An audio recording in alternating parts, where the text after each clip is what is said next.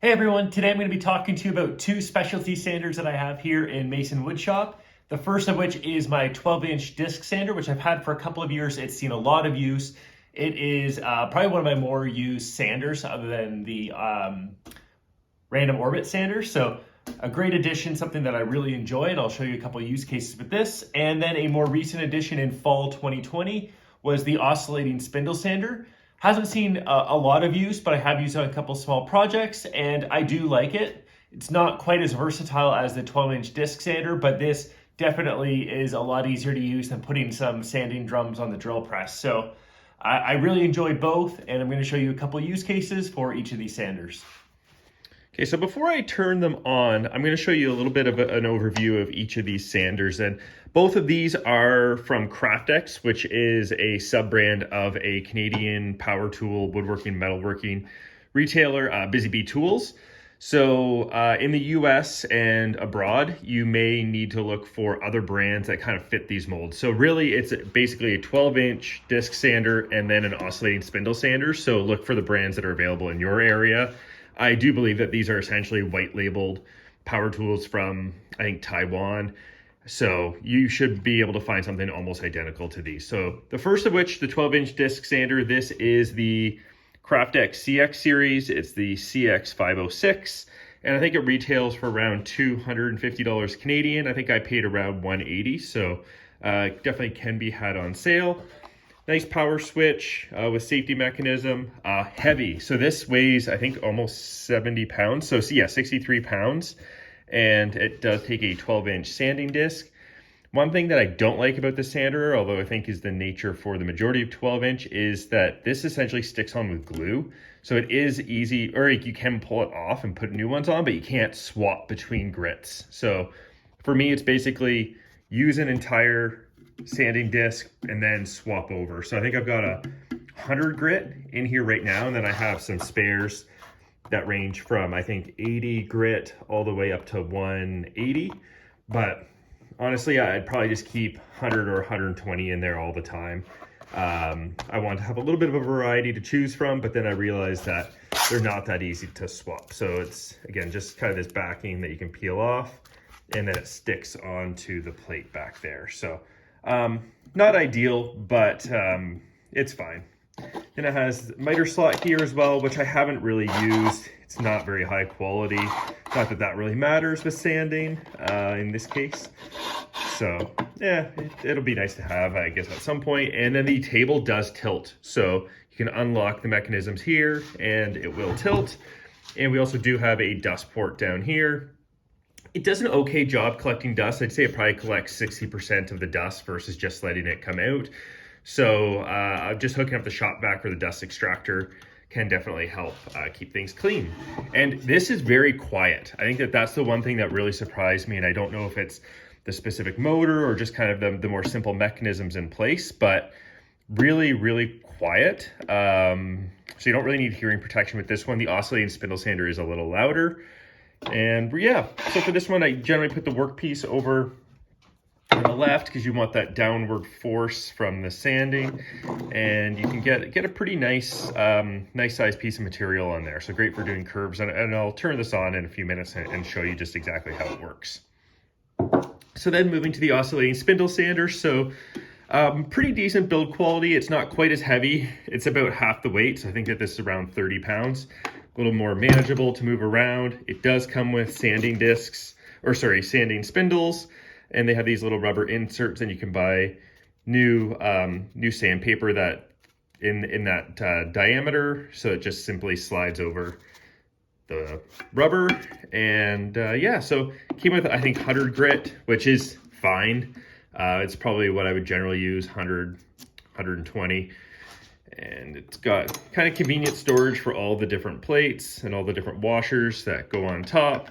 It is a reverse thread, which still always confuses me when it comes to change, but makes sense given that this spins. And it does oscillate it up and down as well. So let's just quickly turn it on, and I'll just show you just how it moves.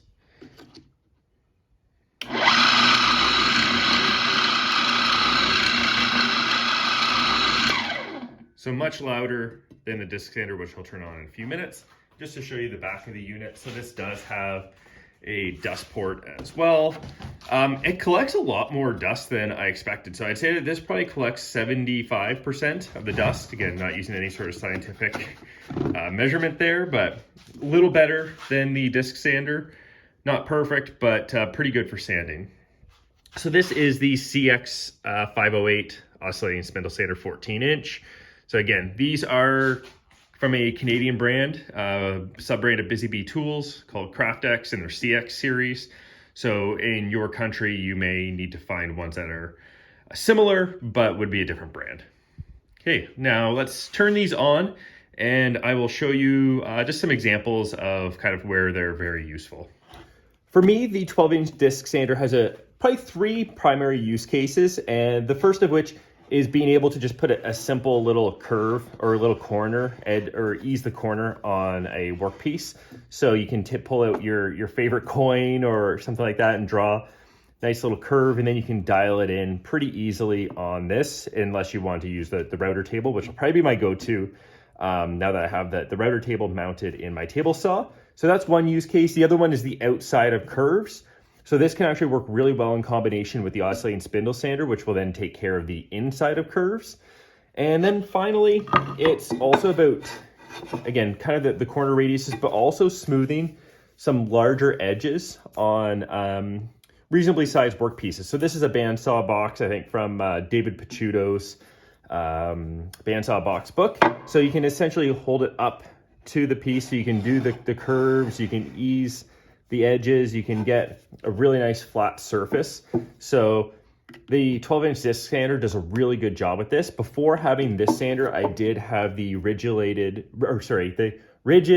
oscillating like band sander and spindle sander. And I have found that moving to these 2 dedicated tools, that they're more powerful, the build quality is better. I feel better with this, knowing that it's a little more expensive to have these 2 separate tools. The rigid was great, and I think that a lot of you can get a lot of great use out of the rigid combo unit. But for me, these ones are a little bit of a step up. So I have also found that I can do some of the wider areas as well, as long as the majority of the workpiece is on the left side of the disc, because the sandpaper will naturally be pushing the workpiece into the table, and by holding it in a spot like this, I can definitely kind of push it against, and it'll be sanding on the upward piece there, but then down over there, and it generally works pretty well. Then you can just flip it around and make sure that you even it out. So this sander has been fantastic. Those are my use cases. So again, kind of putting a simple corner on a piece, rounding the corner, doing the outside of curves, and then also doing some bigger flat areas. So really versatile sander, and one that I really enjoy. So let's turn this on and I'll just show you a quick example of how it works. All right, so on this piece of walnut, I'm just going to take a roll of tape, and let's just do a tiny little bit of removal and just mark a bit of a line along there, and then got my safety glasses on. I'm going to put my respirator on, then we're going to turn this on. We're going to turn the shop vac on, and I'll just show you how I ease into that.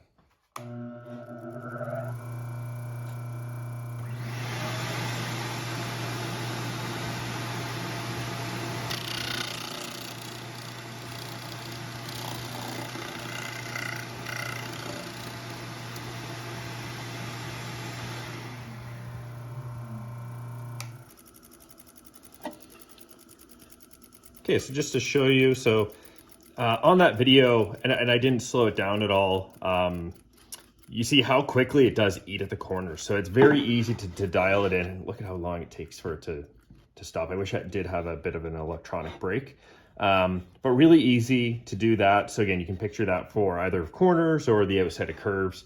Works really well. I'm just gonna turn this on again, just listen to how quiet it is. So once it's running, it's very quiet. Once you put the workpiece up to it, it does get a little louder, but yeah, generally a very quiet power tool. So the other use case that I mentioned is doing some of these bigger areas along kind of the outside of these bandsaw boxes or any other material.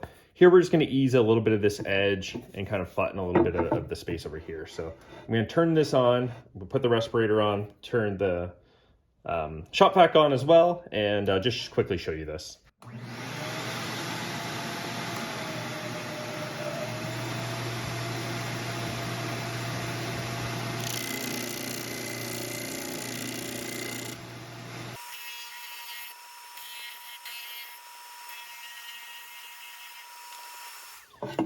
Okay, so that was just a quick one just to show you a little bit of doing a taller outside corner as well as finishing this side. So just doing a wider space by holding it up again, making sure that the majority of the workpiece is on the left side.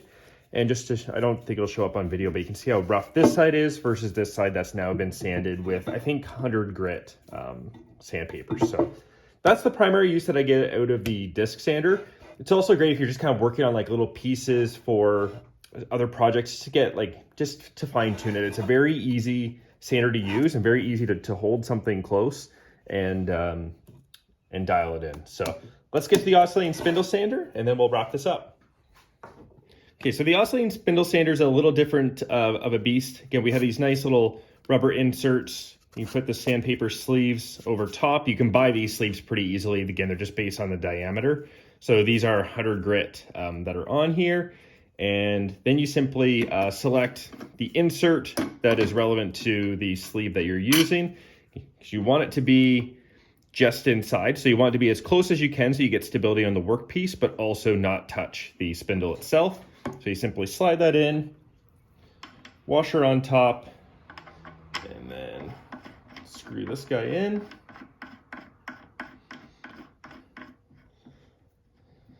And then you're good to go. So the primary use cases for this are doing kind of inside curves.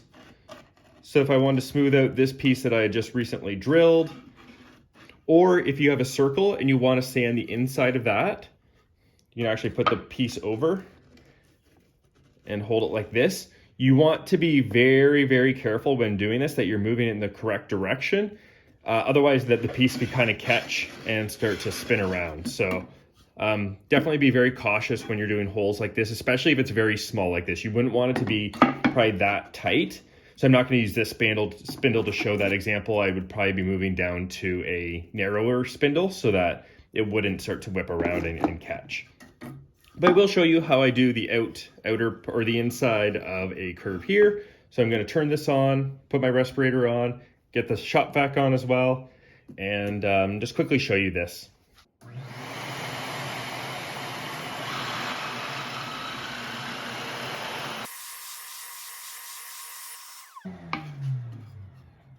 Okay, so just to show you the workpiece here. So I was focusing on this side over here, and you can see that sanded nicely. The oscillating movement does help to even out where you're sanding and gives you a really nice clean edge. So pretty happy with this. Not one that's going to get as much use as the disc sander, but super handy when I do use it because then I can avoid putting those little drums into the drill press and trying to sand that way without a lot of stability. So anyways, let's get to a final thought on these two, and then we'll wrap it up.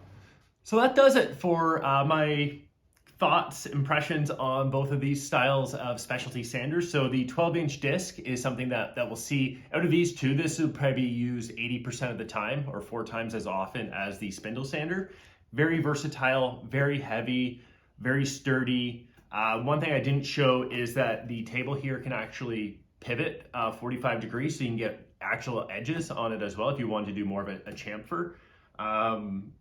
Changing the sandpaper is a pain, but really if you just kind of find that you're using one grit the majority of the time, it's just about changing the sandpaper over when you need to. Then on the oscillating spindle side, this will see a little bit more use on some of the projects that I have planned going forward. Even the inside of some of these bandsaw boxes, that'll help me smooth out those inside curves.